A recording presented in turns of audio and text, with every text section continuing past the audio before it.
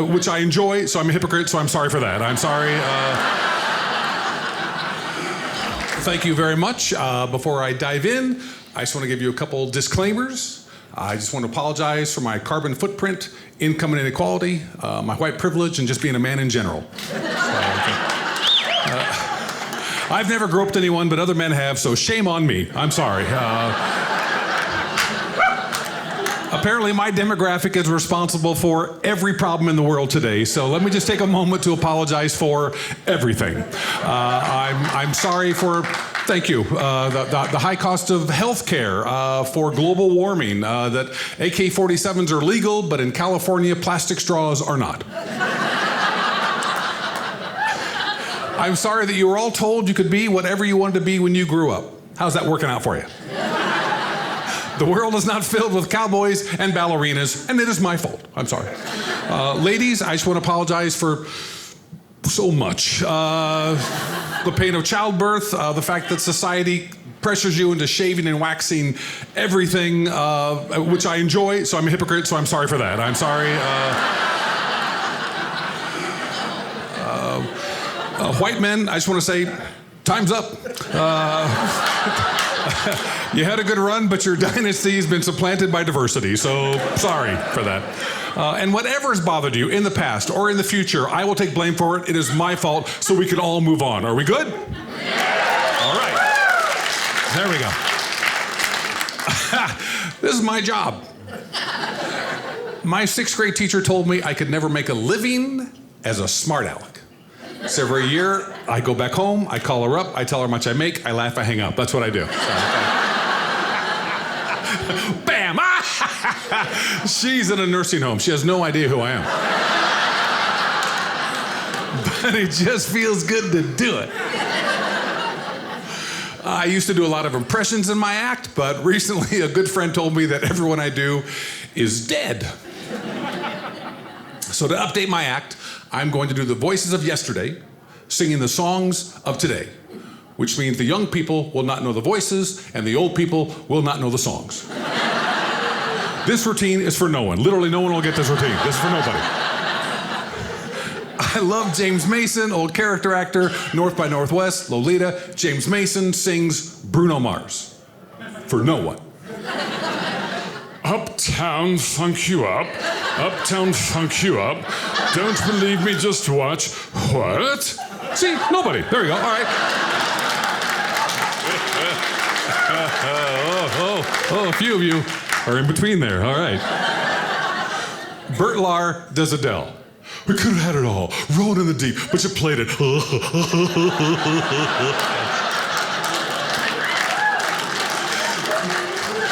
Peter Lorre does Katy Perry. I kissed a girl and I think I liked it.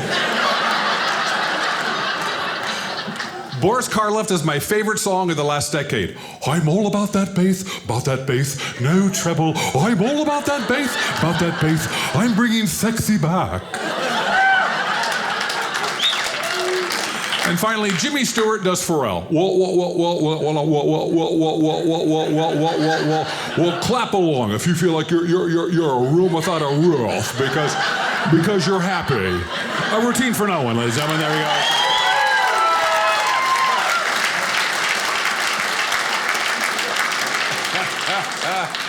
As a comic, I perform in a lot of unusual places. The strangest was that last year I got asked to perform in a prison. The judge said it's community service hours, but still, I like to think I have a prison ministry. So, anybody here been to prison? All right, I can say whatever I want. Okay, good. So I'm in the performing area, and it's very odd because there are 150 convicts, and I'm guarded by one female guard with no gun. It's like the cast of Scarface guarded by Thelma Lou.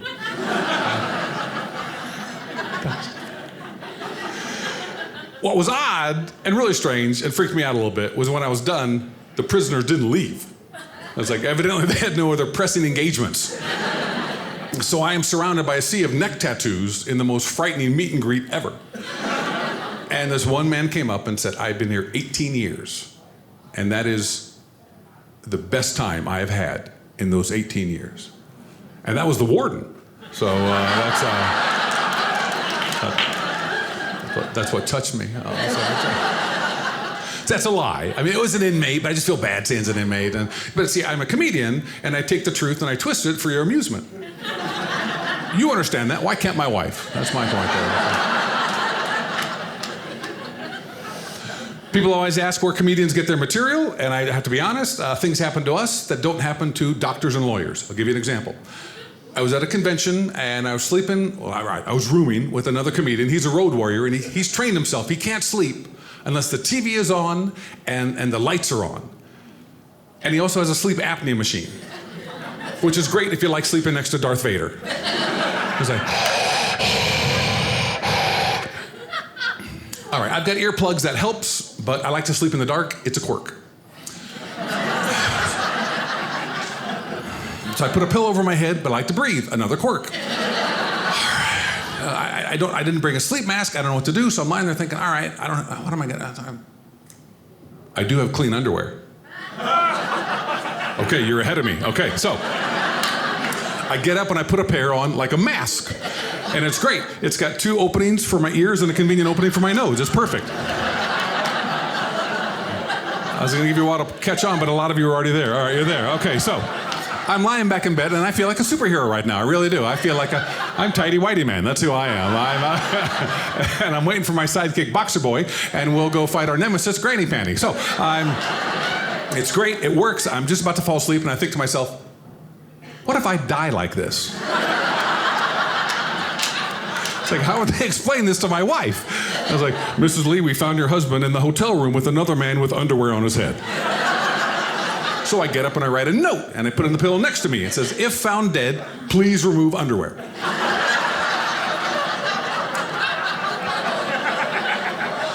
I'm about to doze off, and I realize, gotta write another note. The top ones.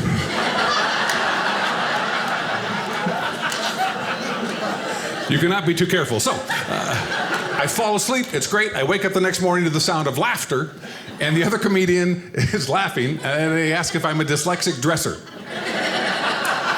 And it turns out he's taken pictures of me, and yes, and he's posted them on Facebook, Snapchat, Instagram, Twitter, which sounds bad, but I got an endorsement deal from Fruit of the Loom, so it's great.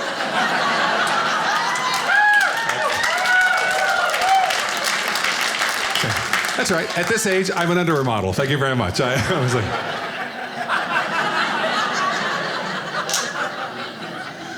Another question people ask all the time is, what do you do in your spare time? As a married man, the answer is very simple. Whatever my wife wants to do. So, one applause. It was like, one wife, well, okay. So, my wife and I were babysitting for some friends. We were forced into it, so we were babysitting. And I just, after a half hour in this home, we were exhausted. And it was not the kids. It was the rules the parents left for us. How many of you have experienced new parent paranoia out there? All right, okay. So, first off, where did all these peanut allergies come from? As I was like, we could not get into the home without going through a scanner and getting a pat down. Today, if you get a box of Cracker Jacks, it is empty, except for inside there's an EpiPen. That's all that's inside. I tell everybody, in the future, terrorists will not need guns. They won't. They're just going to throw in a jar of Jif. That's all they're going to need. It's like Allah Akbar crunchy style. That's it. Everything we had to feed to these kids had to be healthy and organic. We had to feed free-range chicken to their caged children. When I was growing up and we got hungry, our parents said, have a Twinkie and a Coke, and I'm still here, health police, choke on that. They had child-proofed the entire house. I understand hiding the knives. They had locks on the toilets. I'm sorry. If you drown in a toilet, that's nature's way of saying, you're not gonna make it.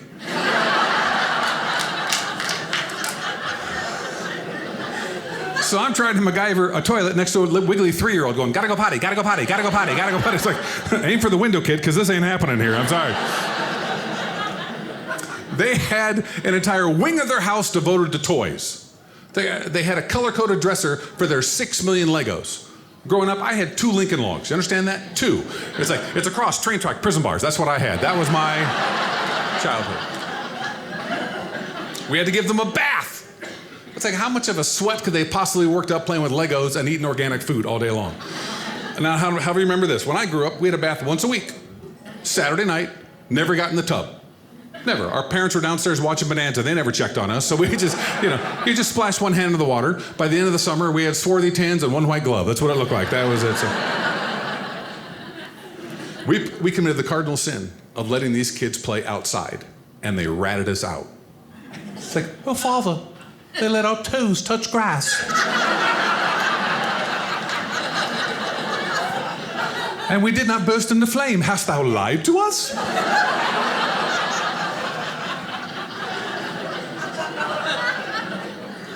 gotta tell you, I'm worried about the next generation. I really am. I think if we keep coddling children, this is what we're gonna see in this overprotected society in just a few years. Welcome back to Millennial Baseball, where the California crybabies are going up against the Colorado snowflakes. Tension is high in the bottom of the sixth as our batter going out to the plate, has self-esteem issues, and if the umpire calls a strike, he'll be guilty of a hate crime. But if the pitcher throws a ball, he'll take a self-soothing timeout. Here's the pitch. Oh, the batter connects. It's a short hopper over to right field, but currently the entire outfield is gathered in a resistance protest over in the far left.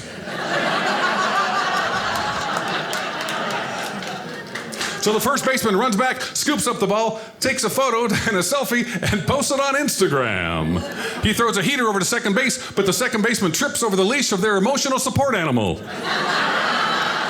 So the runner rounds their way to third. The third base life coach waves him into home, which is where he'll be staying 5 minutes after he graduates.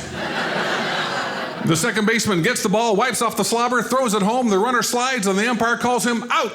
But to keep it fair, both teams score 1 run each here on Millennial Baseball.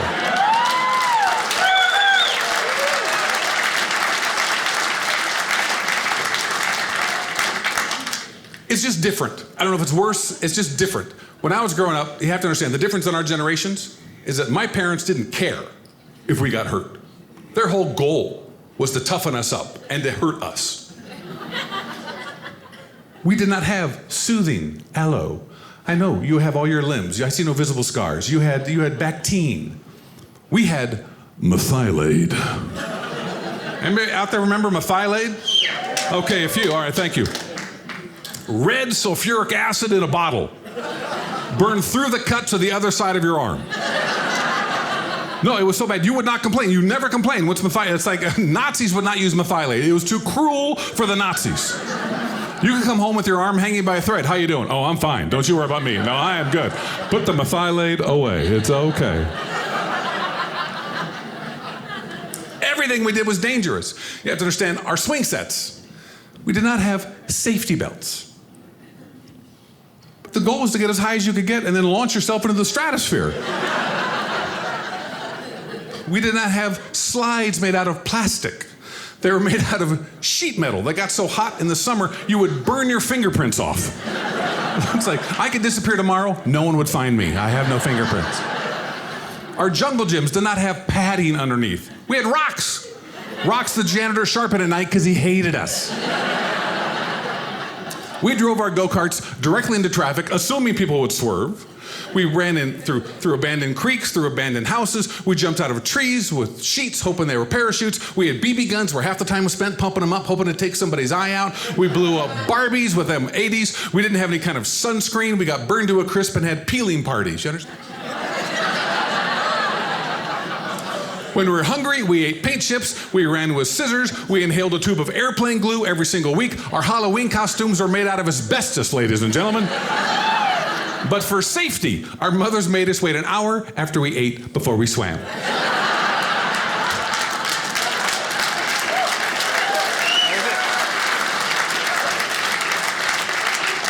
I feel sorry for kids today. They can't even play hide and seek. They all have cell phones. Like, Billy's behind the rock, LOL. There he is right there. So.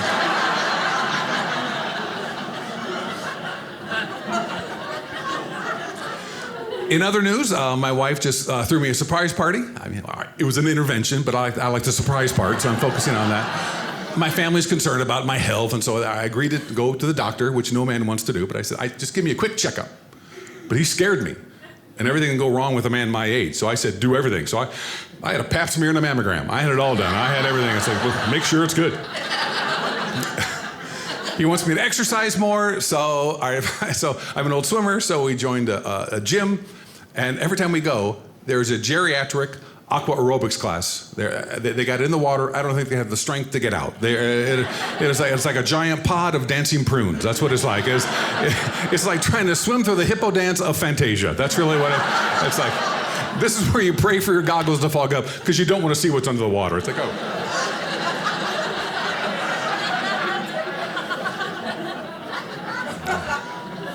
The biggest change in my life, really, is that as I get older, I have turned into an old softie. And this totally surprised me, because I come from a generation of men that did not cry.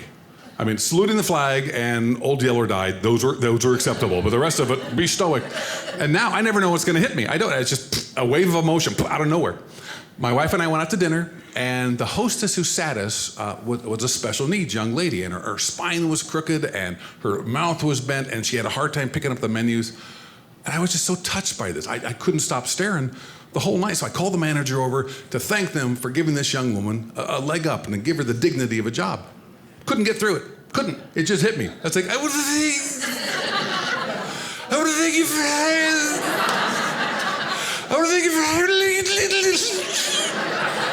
By the time she left, the manager thought I had special needs. Yeah, so she sent the hostess over, gave me an application. Money's been great so far. It's doing really well. I'm doing well.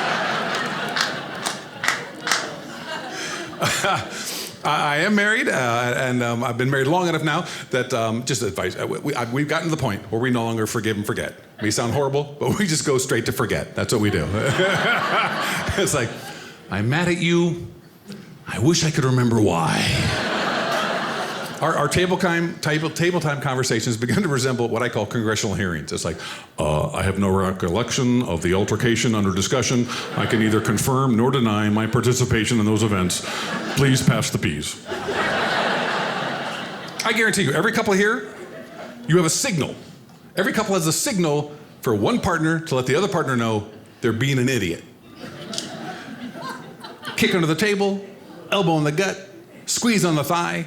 My wife has the face.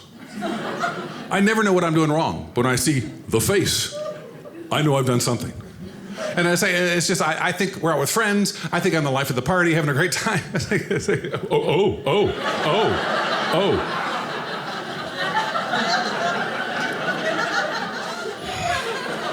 That was inappropriate, what I just said. That was,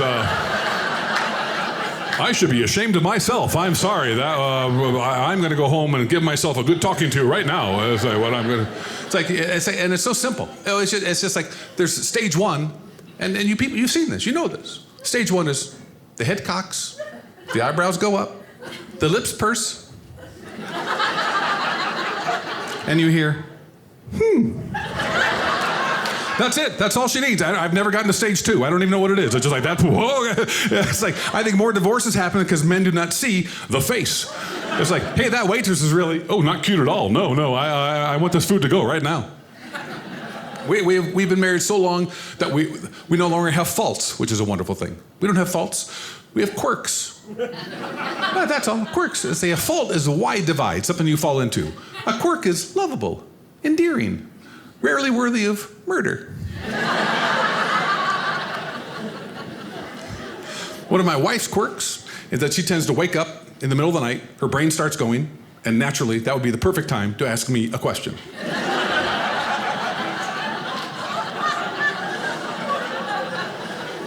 She had a big birthday recently. Maybe that's what prompted it. I don't know, but it was the middle of the night, and it always starts the same. It's like, Robert, sweetheart,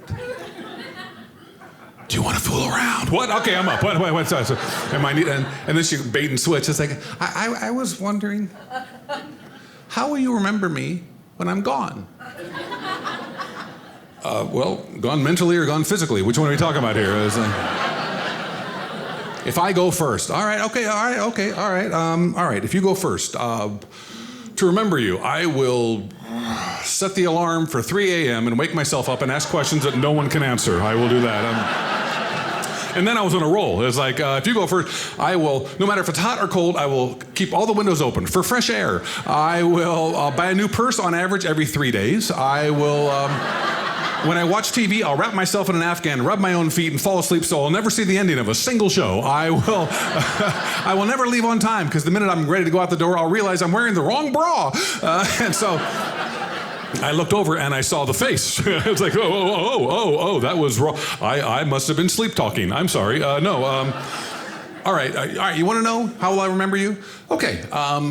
Well, like you, when we go on walks, I will greet everybody I see with a smile. I will decorate our house in color. I will write long handwritten notes to our kids, let them know I love them. I will have more friends that I know what to do with because I love them so much because they love me. But I will end every text message with about 6 million heart emojis. I was like, sweetheart, you're the best decision I ever made. I'm not going to be able to forget you. She goes, well, that helps. But it's hard to take you seriously with underwear on your head.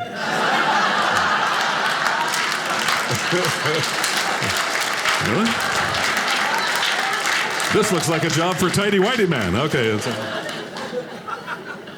My wife and I we stayed married for 2 simple reasons. 1, we love each other. And 2, she's a marriage and family therapist, so divorce would be bad for business. So it's like, but mainly the first one, the love. I got to tell you, her job is great because compared to the people that she deals with on a daily basis, I look fantastic.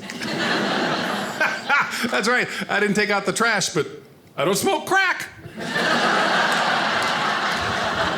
Who's looking good? Who's looking good? I imagine my wife as like the war story she comes home with. I mean, it's like the biggest battle ever is between the sexes. I always imagine her as like a referee at some wrestling match in a big arena. And I'll close with this. In this corner.